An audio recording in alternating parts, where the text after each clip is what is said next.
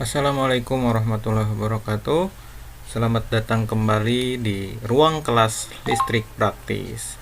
Baiklah, pada kesempatan kali ini saya akan share video tentang pembelajaran bagaimana cara merancang dan sekaligus mensimulasi rangkaian kontrol untuk motor 3 fase forward reverse. Selamat menyaksikan.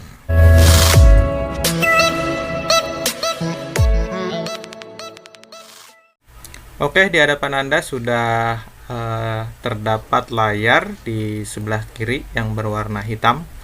Ini layar masih blank, sengaja untuk mulai saya terapkan atau saya buat perancangan forward reverse motor.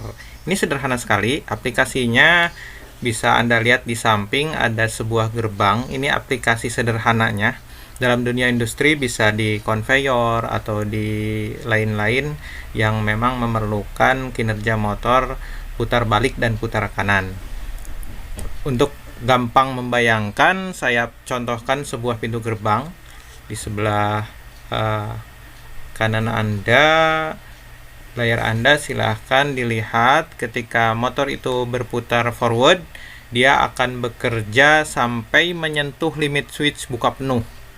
Ketika sudah menyentuh limit switch buka penuh, maka motor akan otomatis berhenti. Begitu pula dengan proses menutup, dia akan berhenti ketika menyentuh limit switch tutup rapat. Ini juga bisa dimodifikasi di lapangan, bagaimana limit switch ini koordinasi dengan relay jarak yang tertempel di pintu. Tapi kita bahas dulu untuk rancangan sederhana saja, seolah-olah pintu ini berhenti hanya dengan klik limit switch buka penuh atau klik limit switch tutup rapat. Kita langsung untuk perancangan diagram kontrolnya. Oke. Kita membutuhkan netral dan satu pas. Ini untuk diagram kontrolnya. Selain itu kita butuh pengaman dulu. Kita pasang fuse satu pas sebagai pengaman rangkaian kontrol. Oke. Selain fuse satu pas, kita langsung saja, ini bisa kombinasi dengan relator sebenarnya, tapi kita langsung saja ke push button sebagai alat untuk pengoperasian. Kita pasang konfigurasi self holding seperti yang pernah saya jelaskan di video yang lalu. Nah, kita punya NO dan NC, push button NO dan NC. NC untuk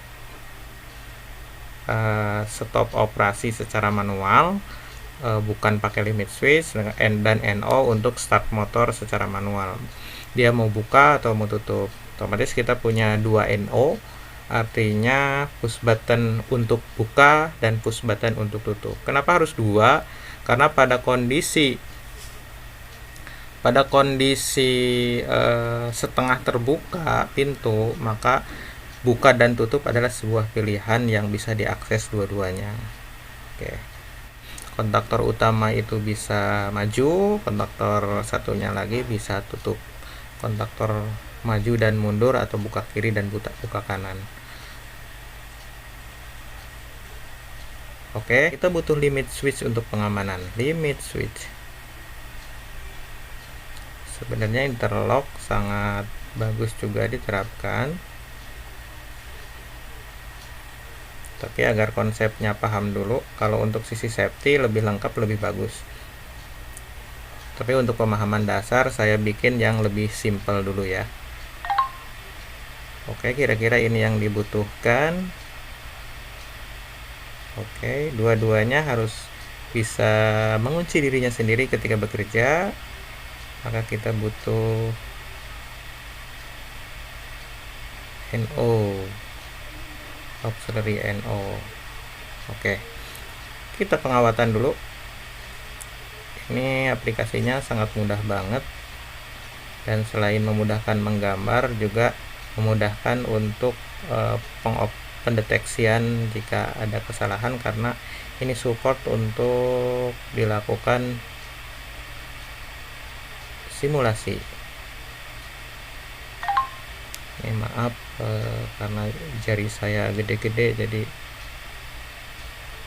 touch and ininya agak susah ya, click and touch nya agak bermasalah.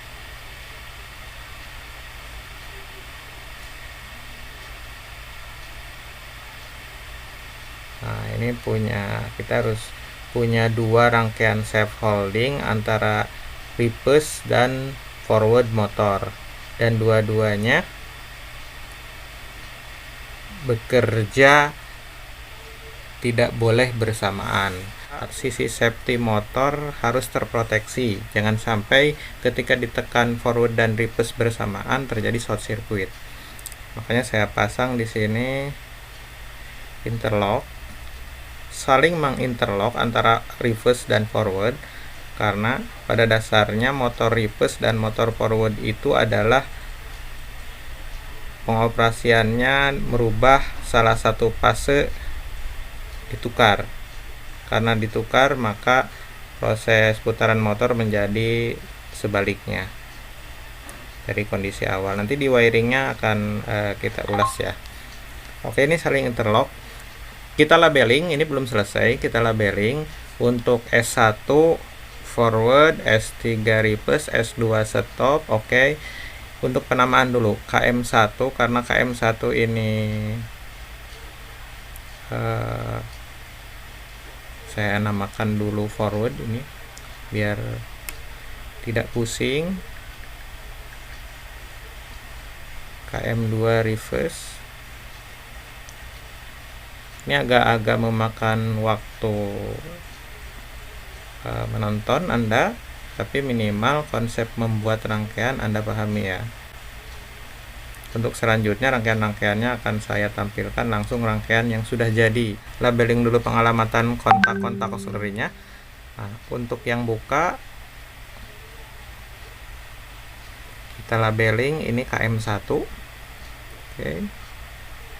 Ini KM1 sebagai pengunci, yang satu lagi KM2. Oke, ini interlocknya yang di forward di interlock oleh KM2.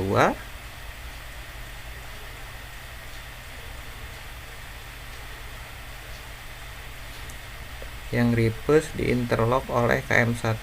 Jadi saling menginterlock untuk proteksi agar tidak terjadi short circuit. Oke, dari sini kita sudah bisa membuat rangkaian wiring dayanya. Ini kita bisa cek dulu, disimulasikan apakah rangkaian ini sudah bekerja sebagaimana mestinya atau tidak. Kita cek on, forward masuk, reverse tidak bisa dioperasikan karena interlock tadi. Kalau reverse bisa dioperasikan, ini motor short circuit karena ada perubahan lain yang saling ketemu, beda lain. Oke, kita matikan dulu. Kita on yang reverse, yang forward tidak boleh operasi. Oke, diagram kontrol sudah oke. Nanti kinerjanya saya jelaskan. Sekarang kita ke diagram wiring daya. Kita butuh 3 pas karena motornya kita andaikan ini adalah motor 3 pas. Meskipun pada kenyataannya bisa jadi pakai motor 1 pas saja. Nah, kita pakai MCCB misalkan di sini. Bisa pakai 3 pas juga, fuse 3 pas. Kita pakai MCCB. Setelah MCCB, biasa rangkaian motor biasa langsung ke kontak dari kontaktor. Ada 3 kontak dari kontaktor. Bisa 3, bisa 4 kita pasang. Kalau 4 berarti pakai indikator lampu misalkan. Kalau 3 bisa paling sederhana ya, tidak usah pakai indikator lampu. Ini motor 3 pasnya. Oke, jangan lupa TOR sebagai pengaman motor, thermal overload relay. Oke, dari sini Kita butuh satu kontaktor lagi sebagai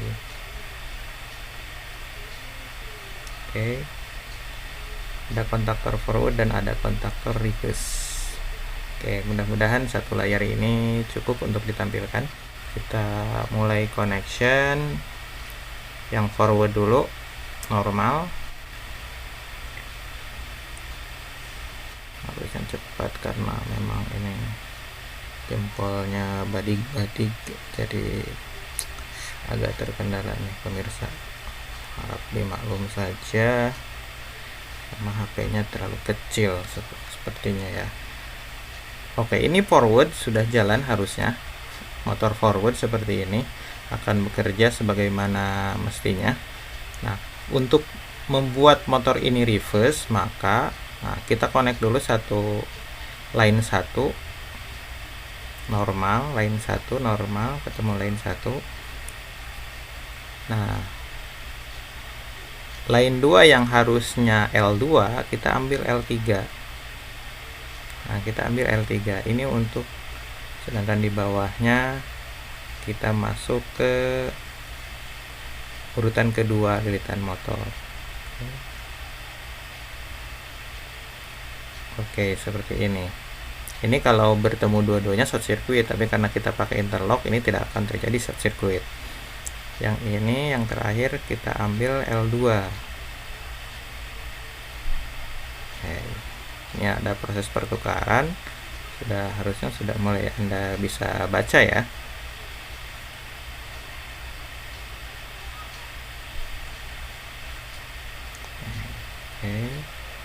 Oke, seperti ini. Harusnya ini sudah selesai rangkaiannya. Sudah selesai, kita akan coba simulasi. Oke, pertama yang harus kita lakukan, pencet tombol simulasi dulu, kemudian fuse-nya harus disambungkan. Jangan sampai lupa, kalau tidak disambungkan tidak akan operasi. Sekarang seolah-olah pintu sedang tertutup. Karena pintu sedang tertutup, maka limit switch ini, lihat yang berubah S5, limit switch ini otomatis tertekan menjadi terbuka, sehingga jika orang salah mijit pengen buka pintu, dia mijit tombol tutup pintu, si motor terproteksi, tidak akan menabrak dinding yang sudah menutup pintu, dinding ujung, jadi tetap aman, si motor tetap aman karena limit switch ini.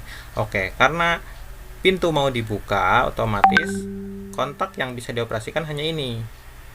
Nah, ini motor terbuka. Lihat di samping motor ada tanda panah ke bawah.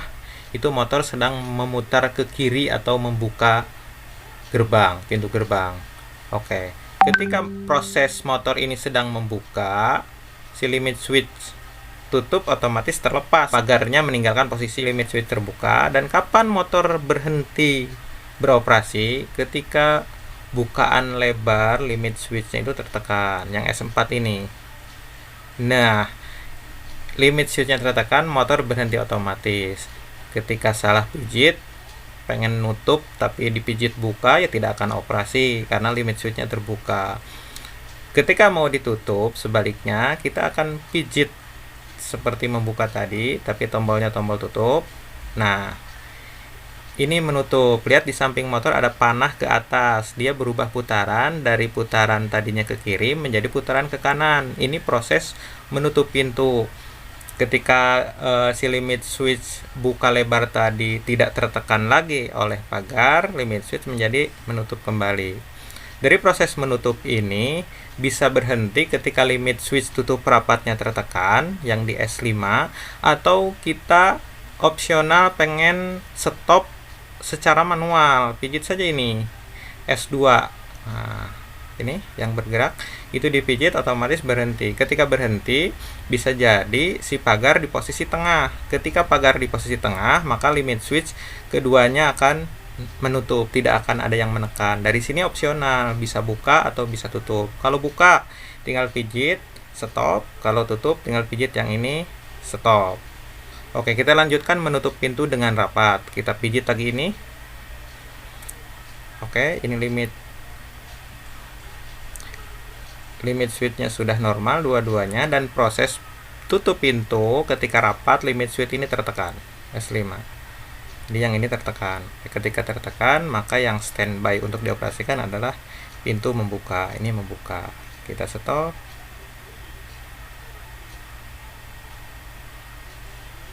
Tutup lagi. Stop, limit switch terbuka. Ini posisi menutup pintu.